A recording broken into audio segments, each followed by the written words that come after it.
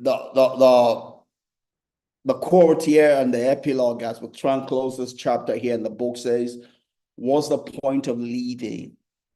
What's the point of living if you're not going to do justice, if you're not going to do love, if you're not going to do mercy, if you're not going to walk humbly before God? What's the point? What's the point of living if you're not going to live? What's the point of living if you're not going to be a blessing to other people? What's the point of living if you're not going to show God to other people? What's the point of living if you're not going to reduce the burden in the life of other people? What is the point of living if you're not going to contribute your own lot to life? But we can do better. And that's why we spend time together here, to help each other to come alive and be all that God will have us to be in this life. Remember the fact that we're God's handiwork. God created us for a good work to be done. God thought of what we could do, the good work. Then he created us, fashioned us in the right shape and manner, blessed us, endowed us with all that we need to do the good work. God had a good work in mind. He created us to do the good work. The good work came before our creation. So we're not an afterthought. God had a good work in mind. He created us to do the good work. So we're endowed to do the good work that God created us because of. So we have everything it takes to do all that God has put us here to do. We have everything it takes to make a difference in this life. We're not an afterthought, and we're not empty. We're not unendowed. We're fully endowed to do the work that we have been put here to do. Right? So the book has been an argument that as human beings, we long for connection. We need to survive. The book and the book we had before, The Good Life, tells us that, relationship, the need for connection is life's bottom line.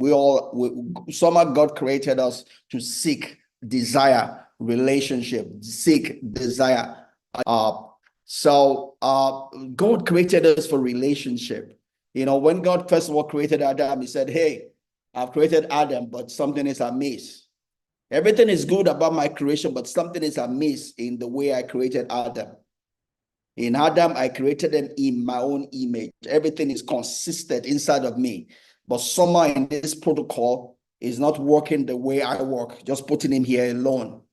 So I'm going to then have to make him someone that will complete, that will bring in that part that I see that is missing in him.